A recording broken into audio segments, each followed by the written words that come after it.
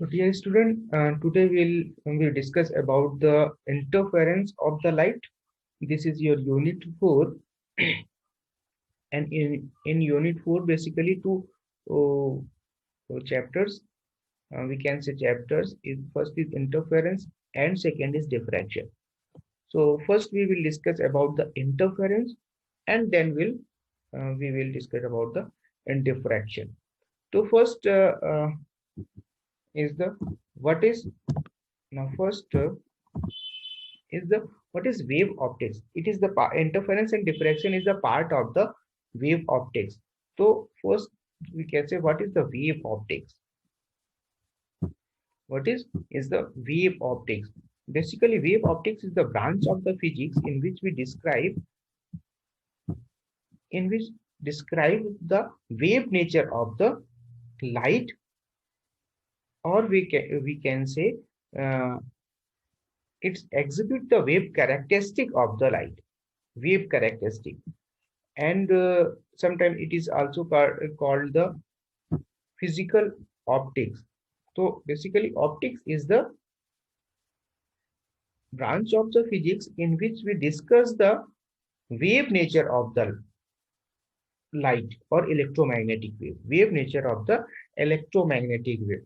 And for describing the wave nature of the electromagnetic wave, we we will discuss about the interference, diffraction, and polarization. Okay, so optics, in optics we will discuss about the first wave nature of the light, and wave nature. For describing the wave nature of the light, we will discuss about the interference of the light. Then the first is your chapter is interference. Okay, now another is thing, what is the light? What is the light? Light is an electromagnetic radiation. Light is the electromagnetic radiation. What is light? Light is an electromagnetic radiation refer to the visible region of the electromagnetic spectrum corresponding the wavelength range of the 380 nanometer to 750 nanometer. Okay, which has transverse vibration. These are the some wavelength band is showing here. According to the frequency of the wavelength, um, frequency of the light, some wavelength of band of the showing X-rays have 10 to the power minus 10 meters, and ultraviolets, visible regions, and infrared, microwave, and radio wave are these are the some wavelength of the light, or we can say wavelength of the radiations we are showing here. Okay, so you can see the what is the X-rays, the wavelength of the X-ray, ultraviolets, visible region, and infrared. According to this, you can and see the wavelength of the radiations. Okay, now what is the wavelength? Now wavelength of a sine wave lambda can be measured between any 2 points of the same phase. Any 2 points, the distance between any two crest or short distance between any 2 points. That means suppose this 1 point and this is second point, then the distance between 2 points is called the lambda. Suppose this is the wave is traveling in an x direction, and the 2 points between the wave, two highest point, that means either between the crest or short, the time is lot of student connected and disconnected, they are creating problem. Okay, so wavelength is the distance between 2 points, with the same phase, such as between the crest. Okay, now what is the frequency? Frequency of a wave is the number of wave passing a point in a certain time. Number of wave passing a point in a certain time. Generally we take the time in 1 second, so this gives the frequency of unit hertz. In unit hertz, in 1 hertz is the equal to the 1 wave per second. Okay, Now, the path, this slide shows the path difference between two rays. Suppose the one ray is started from here, and other rays is the path difference between this pi by 2. So this is the path difference, and path difference, the phase difference between the two waves are the lambda by pi by 2. Then the path difference will be the lambda by 4, and path difference will be the lambda by 4. Okay, so this slide is just for information of the path difference and the phase difference. What is the path difference? Path difference is the lambda by 4.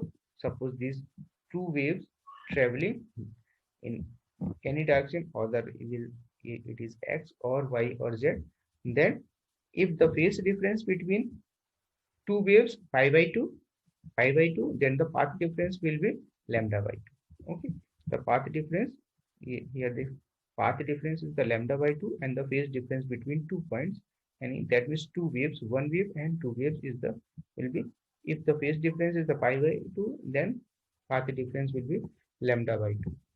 Okay, now for interference we first know the superposition of the wave. Then the principle of the superposition of the wave is the, what is the superposition, and how it is work in the wave, and what is the superposition of the wave.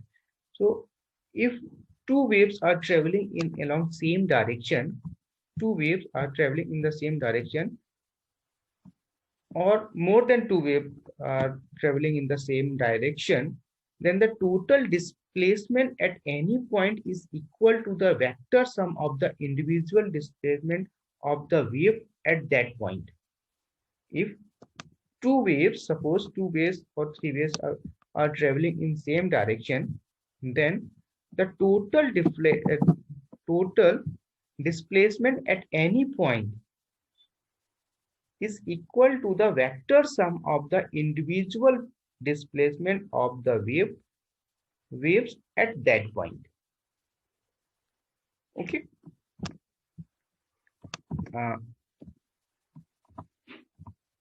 Now suppose two waves, one wave and two waves. Then if we know the superposition of the wave, that means superposition of this wave, after the superposition of the wave, if the suppose we take it, a point one is here, any point is there, then the superposition is the simple is the vector sum of the this amplitude, vector sum of the amplitude of the these wave 1 and 2 at this point, then if the vector, the amplitude is even here and E2 is there, E1 is for wave 1 and E2 is the wave 2 at this point, then for resultant wave the amplitude of the at this point will be E1 plus E2, E1 plus E2 for the same phase.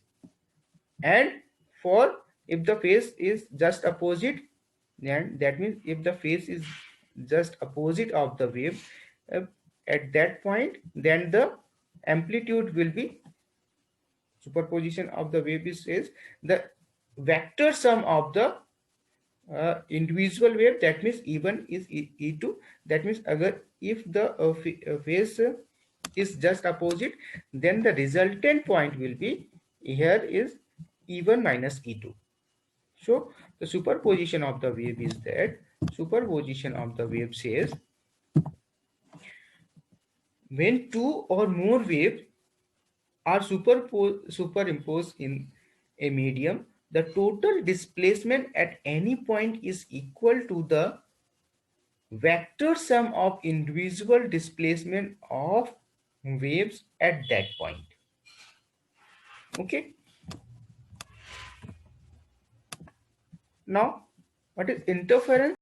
The phenomena of redistribution of energy. That means the phenomena of the redistribution of energies is there. That means In interference, the phenomena of redistribution of energies of two waves are the interference. Okay, so the interference is the phenomena of redistribution of energy due to the superposition of light wave from two coherent source is called the interference. Now, next point is the what is coherent and what is the coherent source, and how will we generate the coherent sources, and what is coherent. Okay, so these questions are the Abhishek Singh, that Abhishek बोलो, just जल्दी sir जल्दी। Interference, हाँ, sir sir superposition एक part है interference का या फिर interference एक, सर ये समझ में नहीं आया था, थोड़ा सा बता दीजिए। सुपरपोजिशन पार्ट है इंटरफेरेंस का। दैट मीन्स अभी हम लोग आगे जब मैथमेटिकल इंटरफेरेंस का डिस्क्रिप्शन करेंगे उसमें हम लोगों को मिलेगा सुपरपोजिशन जस्ट ये बताता है कि टू वेव्स जहां पे भी हैं, अगर किसी भी पॉइंट पे टू वेव्स का सुपर इम्पोजिशन हो रहा है, दैट मीन्स वहां पे रिजल्टेंट एम्पलीट्यूड वेक्टर सम होगा, वेक्टर सम होगा उसका, सुपर इम्पोजिशन वहीं से खत्म हो जाता है। बट इंटरफेरेंस आगे है सुपर इम्पोजिशन के आगे, कि वहां पे अगर टू वेव्स सेम वेलोसिटी से या एक ही मीडियम में एक ही डायरेक्शन में मूव कर रही हैं तो वहां पे सुपर इम्पोजिशन तो होता ही है, बट इंटरफेरेंस जो होता है वो उसमें सम चीज ऐड और एक्स्ट्रा ऐड होती है। ठीक है, वहां पे वो इंटरफेरेंस होता है।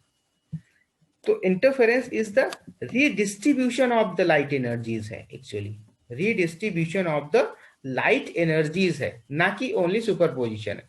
Redistribution of light energy due to superposition of the light wave. जो भी superposition of the light wave होता है उसके बाद जो उनका एनर्जी का रीडिस्ट्रीब्यूशन होता है उसको ही हम लोग इंटरफेरेंस बोलते हैं। ठीक है, इंटरफेरेंस और सुपरपोजिशन में दोनों में अंतर क्या है? सुपरपोजिशन क्या कह रहा है, सुपरपोजिशन का कॉन्सेप्ट कह रहा है कि सुपरपोजिशन हमारी टू वेव्स हैं, उनके किसी भी पॉइंट अगर हम ले लेते हैं उस पॉइंट पे उसका रिजल्टेंट एम्पलीट्यूड कितना है, ये हमारा सुपरपोजिशन के मेथड से हम लोग बता सकते हैं कि उसका रिजल्टेंट एम्पलीट्यूड किसी भी पॉइंट पे वेक्टर सम होता है। आइदर इट इज या तो ऐड होगा या तो फिर सब्सट्रैक्ट होगा, अगर फेस डिफरेंस अगर दोनों में तो सब्सट्रैक्शन हो जाएगा। बट इंटरफेरेंस क्या कह रहा है? इंटरफेरेंस हमारा कह रहा है कि इंटरफेरेंस जो है हमारा रीडिस्ट्रीब्यूशन ऑफ लाइट एनर्जी है after the superposition of the light wave. Okay, तो इंटरफेरेंस जो है हमारे टू टाइप्स के होते हैं। फर्स्ट तो कंस्ट्रक्टिव इंटरफेरेंस होगा और दूसरा आइदर कंस्ट्रक्टिव इंटरफेरेंस होगा या फिर डिस्ट्रक्टिव इंटरफेरेंस होगा। कंस्ट्रक्टिव इंटरफेरेंस कब होगा? इन constructive interference the amplitude of the resultant wave is greater than that the either individual wave. अगर हमारा जो रिजल्टेंट वेव बनेगी उनका एम्पलीट्यूड जो है हमारा ग्रेटर होगा किसी भी इंडिविजुअल वेव से, यानी कि इंडिविजुअल वेव का एम्पलीट्यूड जो होगा उससे अगर हमारा रिजल्टेंट वेव का एम्पलीट्यूड ज्यादा होगा तो हम कहेंगे कि वहां पे कंस्ट्रक्टिव इंटरफेरेंस हो रहा है। अगर हमारा डिस्ट्रक्टिव इंटरफेरेंस कब होगा? अगर रिजल्टेंट वेव का एम्पलीट्यूड कम होगा उन इंडिविजुअल वेव से तो हमारा डिस्ट्रक्टिव इंटरफेरेंस होगा। ठीक है, बात समझते जाना। अगर हमारा रिजल्टेंट एम्पलीट्यूड का एम्पलीट्यूड बढ़ रहा है तो हम कहेंगे कंस्ट्रक्टिव इंटरफेरेंस है। अगर रिजल्टेंट एम्पलीट्यूड का एम्पलीट्यूड कम हो रहा है तो हम लोग बताएंगे डिस्ट्रक्टिव इंटरफेरेंस है। ओके, अब यहाँ पे क्या हो रहा है? कंस्ट्रक्टिव इंटरफेरेंस में क्या है? अगर दो वेव, सपोज एक ये वेव है और दूसरी ये वेव है, अगर इन दोनों वेव का सुपर इम्पोजिशन हो रहा है और अगर एम्पलीट्यूड हमारा बढ़ रहा है, रिजल्टेंट एम्पलीट्यूड का दोनों वेव्स के से अगर रिजल्टेंट एम्पलीट्यूड का वेव हमारा बढ़ रहा है तो हम कहेंगे ये हमारा कंस्ट्रक्टिव इंटरफेरेंस है। अगर इसके फेस में डिफरेंस है, अगर दोनों रेज के फेस में डिफरेंस है तो क्या होगा? जो एम्पलीट्यूड है वो तो या तो आइदर जीरो हो जाएगा, पूरी तरह से जीरो हो जाएगा, और उसका एम्पलीट्यूड कम हो जाएगा, रिजल्टेंट वेव का एम्पलीट्यूड कम हो जाएगा, तो हम बोलेंगे डिस्ट्रक्टिव इंटरफेरेंस है, डिस्ट्रक्टिव इंटरफेरेंस हो गया। अगर उनके फेस में कुछ चेंजेस आएगा, मतलब एग्जैक्टली फेस डिफरेंस, फेस में कुछ कम ज्यादा होते रहेंगे जैसे कि जनरली लाइट वेव में होता है, तो फिर क्या होगा, कुछ इस तरह की हमें लाइट वेव मिलेगी, कहीं पे बढ़ा हुआ मिलेगा, कहीं कम मिलेगा, कहीं बढ़ा हुआ मिलेगा, कहीं पे कम होगा, कुछ ऐसी वेव्स हमें मिलेगी अगर इसमें कांस्टेंट फेस डिफरेंस नहीं होगा किसी भी दो वेव्स में। तो हमें कुछ इस तरह का कहीं बढ़ा मिलेगा, कहीं कम हो जाएगा, फिर कहीं एकदम से कम हो जाएगा, थोड़ा सा कम होगा, फिर कहीं बढ़ा मिलेगा, तो कुछ ऐसे तरह हमें रिजल्टेंट वेव मिलेगी। ओके, नेक्स्ट क्या है, कंडीशन क्या क्या हो सकती है इंटरफेरेंस की, ये इंपॉर्टेंट है आपका, नॉर्मली ये ज्यादा पूछा जाता है कंडीशन ऑफ इंटरफेरेंस। तो दो कंडीशन क्या हो सकती है, two waves should be coherent, पहले तो कोहेरेंट होना चाहिए। कोहेरेंट का मतलब क्या हुआ, that is the phase difference between them must remain constant with the time. जैसे हमने अभी अभी कहा ना, अगर दोनों वेव के बीच में फेस डिफरेंस नहीं रहेगा, कांस्टेंट नहीं रहेगा टाइम के बीच में, देन हमारी जो रिजल्टेंट वेव है उसमें क्या आएगा, कहीं कंस्ट्रक्टिव होगा, कहीं डिस्ट्रक्टिव होगा, कहीं कम कंस्ट्रक्टिव हुआ, कहीं एकदम से डिस्ट्रक्टिव हो गया। तो कुछ ऐसा हमें पैटर्न मिलेगा जो कि हम लोग उसको डिस्क्राइब नहीं कर पाएंगे बाद में, ठीक है। तो जो सोर्स है हमारा, वो हमारा क्या होना चाहिए, जो सोर्स जहां से लाइट निकल रही है वो हमारा कोहेरेंट होना चाहिए फर्स्ट। ओके, दूसरा, तो दोनों जो वेव है हमारी, जो दो सोर्स से वेव निकल रही हैं, उनका जो फ्रीक्वेंसी है वो सेम होनी चाहिए और नियरली सेम होनी चाहिए।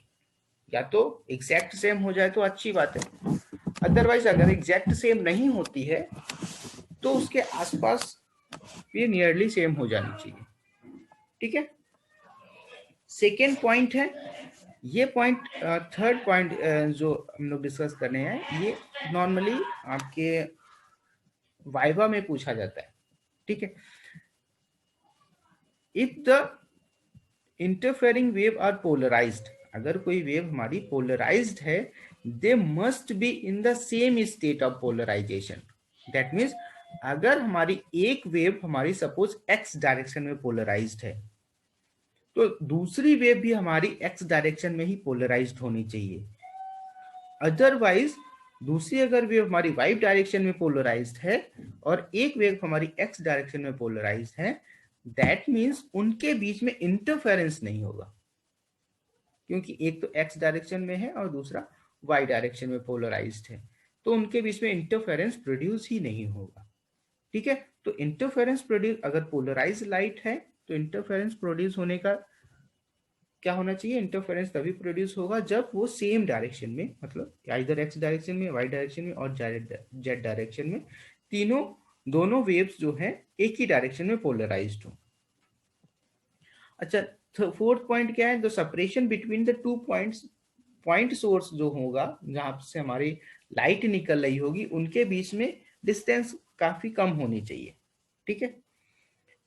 और फिफ्थ पॉइंट है, the distance of the screen from the source should be quite large. जो अगर एकदम से पास में रख देंगे तो भी हमारा इंटरफेरेंस थोड़ा सा प्रॉब्लम करेगा कंस्ट्रक्ट होने में। दैट मीन्स द सोर्स और स्क्रीन के बीच में जो है डिस्टेंस हमारा काफी हद तक होना चाहिए।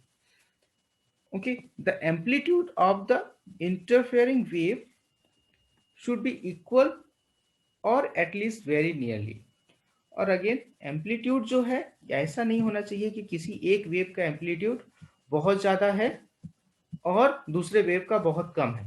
तो एम्पलीट्यूड भी जो है आपका इक्वल होना चाहिए लगभग। अगर इसका E1 है तो इस जो E2 है वो भी आपके approximate E1 equal to E2 होना चाहिए। अगर नहीं भी है, अगर नहीं भी है तो थोड़ा बहुत आसपास होना चाहिए, नियरली इक्वल नहीं है तो थोड़ा बहुत आसपास होना चाहिए। से बहुत ज्यादा, एक का एम्पलीट्यूड बहुत ज्यादा है और दूसरे का बहुत कम है, तब भी हमारा इंटरफेरेंस क्रिएशन में प्रॉब्लम आएगी। नेक्स्ट पॉइंट है the two source should be narrow. जो सोर्स है हमारे वो नैरो होने चाहिए, अदरवाइज क्या होगी, लाइट स्प्लिट होने लगेगी चारों तरफ। ओके, लाइट जो है स्प्लिट होने लगेगी। Now next is the two source should be given monochromatic. Most important point है कि जो लाइट है हमारी वो मोनोक्रोमेटिक होनी चाहिए। जो लाइट है हमारी वो मोनोक्रोमेटिक होने चाहिए। अगर मोनोक्रोमेटिक नहीं होगी दैट मीन्स उसमें डिफरेंट डिफरेंट वेवलेंथ होंगी, और डिफरेंट वेवलेंथ होंगी यानी कि उसमें जो इंटरफेरेंस तो प्रोड्यूस होगा, बट उस इंटरफेरेंस को हम लोग एग्जामिन नहीं कर पाएंगे। एग्जामिन करने में उसमें प्रॉब्लम आती है। इंटरफेरेंस तो प्रोड्यूस होगा, दैट मीन्स अगर हम व्हाइट लाइट भी अगर ले लेंगे तो वहां पे इंटरफेरेंस तो होगा, बट उस इंटरफेरेंस को एग्जामिन करने में हमें प्रॉब्लम्स आएगी। ठीक है, तो अगर हमारा मोनोक्रोमेटिक लाइट है तो फिर हमें क्या होगा, इंटरफेरेंस जो है हम उसको एग्जामिन कर पाएंगे। दैट मीन्स उसकी जो फ्रिंजेस बनेगी वो आइदर ब्राइट और डार्क बनेगी। अगर हमारी व्हाइट लाइट है तो उसकी जो फ्रिंजेस बनेगी वो क्या बनेंगी, कलर्ड के फॉर्म में फ्रिंजेस मिलने लगेंगी, कलर के फॉर्म में फ्रिंजेस मिलने लगेंगी, और प्लस उनका विड्थ जो है वो किसी का ज्यादा होगा किसी का कम होगा। ठीक है, तो उसकी जो फ्रिंजेस की विड्थ होगी वो कम ज्यादा हो जाएगी। तो उससे क्या होगा, हम जो इंटरफेरेंस को एग्जामिन करेंगे तो वहां से हमें प्रॉब्लम्स क्रिएट होगी। अब नेक्स्ट आपका है मैथमेटिकल एनालिसिस है आपका इंटरफेरेंस का। यहाँ पे क्या किया गया, सपोज टू वेव्स ली गई हैं, time less than 7 minute. Two waves, एक ई ए है और ई बी है। ये क्या है, इलेक्ट्रिक फील्ड कंपोनेंट्स का, जो इलेक्ट्रोमैग्नेटिक वेव होती है उसमें एक इलेक्ट्रिक फील्ड कंपोनेंट होता है, एक मैग्नेटिक फील्ड कंपोनेंट होता है। तो यहाँ पे हम लोगों ने क्या किया है, इलेक्ट्रिक फील्ड कंपोनेंट लिया है। यही हमारा इलेक्ट्रिक फील्ड कंपोनेंट है जो रिस्पॉन्सिबल होता है इंटरफेरेंस के लिए। ठीक है, तो इलेक्ट्रिक फील्ड कंपोनेंट का ई ए एक वेव है, E one sine omega T. E B एक वेव है, इसका जो वेव क्या है, E two sine omega T plus delta. Okay, अब इनको क्या किया, सुपर इम्पोज कर दिया गया। अभी जो एक स्टूडेंट ने पूछा था कि सुपर इम्पोजिशन ही क्या इंटरफेरेंस है, वो यहाँ पे अब क्लियर होगा। ठीक है, तो इनको सुपर इम्पोज कर दिया गया, सुपर इम्पोज कर दिया गया। ठीक है, तो रिजल्टेंट जो एम्पलीट्यूड, जो रिजल्टेंट वेव आई है उसका क्या है, super imposition E one plus E two होगा सुपर इम्पोजिशन से। That means E one sine omega T plus E two sine omega T plus delta होगा। अच्छा, वही डेल्टा क्या है, हमारा phase difference between the two waves है।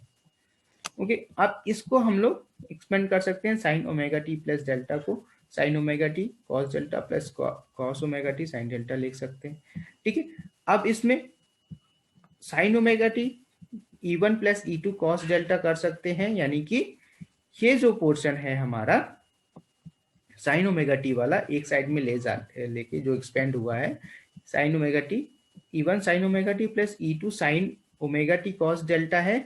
इसको क्या कर सकते हैं, साइन ओमेगा टी हम लोग बाहर कर सकते हैं। That means E one plus E two cos delta आ जाएगा plus E two sine delta cos omega T होगा। तो ये हमारी क्या है, सुपर इम्पोजिशन वेव हुई। ये हमारी क्या है, सुपर इम्पोजिशन वेव हुई। अब इसमें क्या है, इस पोर्शंस को हम लोग क्या कर सकते हैं, E one plus E two cos delta is equal to E cos phi लिख सकते हैं, and E two sine delta is equal to E sine phi लिख सकते हैं। दैट मीन्स एक हमारी, इसको हम ए वेव डाल देते हैं और इसको बी इक्वेशंस डाल देते हैं। ठीक है, where E is the resultant amplitude and phi is the new initial phase angle. Okay, in order to solve for E and phi, और E and phi को सॉल्व करने के लिए हमें क्या करना है, v square equation A and B, equation A and B को स्क्वायर करके ऐड कर देंगे। देन हमारे पास क्या आएगा, जो रिजल्टेंट आएगा E square is equal to E one square plus E two square plus two E one E two cos delta. ठीक है, कुछ स्टूडेंट हैंड रेस कर रहे हैं, मैं बता दूं इनको, मैं एक बार इसको कंप्लीट होने के बाद मैं फिर से रिकनेक्ट करूंगा, देन आप लोगों को क्वेश्चन उसमें पूछने होंगे, ठीक है। देन ये क्या है, E square equal to E1 square plus E2 square plus 2E1 E2 cos delta. Okay, तो हमारे पास जो रिजल्टेंट वेव आई उसका क्या एम्पलीट्यूड क्या आया है, E square equal to E1 square plus E2 square plus 2E1 E2 cos delta. ठीक है, तो ये रिजल्टेंट एम्पलीट्यूड का, रिजल्टेंट वेव का एम्पलीट्यूड आया है। एंड हमें पता है कि intensity is directly proportional to the square of the amplitude. तो इसको हम लोग इस इक्वेशन में एम्पलीफाई कर देते हैं। देन हमारे पास इंटेंसिटी आएगी, रिजल्टेंट वेव की इंटेंसिटी क्या आएगी, I equal to I1 plus I2 plus 2√I1 I2 cos delta. ठीक है, 2√I1 I2 cos delta. That means जो हमारे पास इंटेंसिटी आई है, I R equal to I1 plus I2 plus 2√I1 I2 cos delta. इसका मतलब क्या हुआ, दो वेव हम लोग जो सुपर इम्पोज कर रहे थे उसकी फर्स्ट की इक्वेशंस थी, जो इंटेंसिटी थी I1 थी, एंड सेकेंड की इंटेंसिटी क्या थी, I2 थी। और यह कह सके अगर इस वेव से हम लोग डिस्क्राइब करें तो जो रिजल्टेंट एम्पलीट्यूड हमारा रिजल्टेंट वेव का है वो क्या है, फर्स्ट का एम्पलीट्यूड प्लस सेकेंड का एम्पलीट्यूड प्लस उसमें सम एक्स्ट्रा टर्म ऐड है 2E1 E2 cos delta. That means super imposition में एम्पलीट्यूड तो ऐड हो ही रहे हैं, प्लस एक एक्स्ट्रा टर्म भी ऐड हो रहा है, प्लस एक्स्ट्रा टर्म भी ऐड हो रहा है 2E1 E2 कॉस डेल्टा। और इसी एक्स्ट्रा टर्म को हम लोग बोलते हैं कि हमारी जो लाइट है जो इंटरफेरेंस हो गई। ठीक है, this extra term is responsible for the interference of the light. This extra term is responsible for the interference of the light, और वो हमारे इंटेंसिटी में भी शो होगा, यानी कि 2√I1 I2 cos delta will be the responsible for the interference of the light. Okay, तो ये हमारा इंटरफेरेंस टर्म है। दैट मीन सुपर इम्पोजिशन तो हुआ दो लाइट का, बट इसके साथ में एक एक्स्ट्रा टर्म भी जुड़ गया सुपर इम्पोजिशन के बाद में, उसी टर्म को हम लोग इंटरफेरेंस टर्म बोलते हैं। ये हमारा टर्म क्या है, इंटरफेरेंस टर्म है। अब डेल्टा इक्वल टू, यानी कि 180 डिग्री है तो कॉस 180 डिग्री -1 हो जाएगा। दैट मीन्स जो रिजल्टेंट आई मिनिमम आएगा, इंटेंसिटी जो क्या हो जाएगी हमारी मिनिमम हो जाएगी। अगर दो वेव्स हमारी जिनके बीच में फेज डिफरेंस जो 180 डिग्री पे होंगी तो फिर हमारा आई मिनिमम हो जाएगा। अगर I1 और I2 यानी कि दोनों का एम्पलीट्यूड सेम है, देन हमारा इंटेंसिटी 0 हो जाएगी। ठीक है, इंटेंसिटी 0, दैट मीन्स डार्क हमें दिखाई पड़ेगा। अगर उन दोनों के बीच में फेज डिफरेंस 0 है, यानी कि डेल्टा 0 है, देन हमारा कॉस 0 हो जाएगा, कॉस 0 1 आएगा। दैट मीन्स उनके इंटेंसिटी तो ऐड हो ही रही है, प्लस एक एक्स्ट्रा टर्म, मतलब ऐड होने के बाद भी more than the sum of the individuals आ रहा है। मतलब उनकी जो इंटेंसिटीज जो है ऐड होने के बाद में भी उसके सम से भी ज्यादा है, उसी सम को हम लोग बोलते हैं इंटरफेरेंस, यानी कि 2√I1 और I2 बोलते हैं। तो ये आपका आज इंटरफेरेंस खत्म हुआ है। अभी कभी भी ये डिस्कनेक्ट हो सकता है क्योंकि लेस देन 1 मिनट दिखा रहा है। ठीक है, तो आज का इंटरफेरेंस टर्म के बारे में बात किया गया। अभी हम लोग इसके क्वेश्चन के बारे में हम रिकनेक्ट करेंगे, आप लोगों को एक नया अभी लिंक भेजते हैं तो उसमें रिकनेक्ट करेंगे। देन हम लोग इसके, आप लोग कुछ स्टूडेंट हैंड रेज कर रहे थे तो उसके बारे में बात करेंगे। ठीक है, तो इंटरफेरेंस के बारे में आज बात की हम लोगों ने, इंटरफेरेंस क्या है और उसके कंडीशंस क्या है, इंटरफेरेंस में सुपरपोजिशन क्या है, और कैसे वर्क करता है। ठीक है, अब इसमें जो भी कुछ पूछना है वो मैं रिकनेक्ट करता हूँ।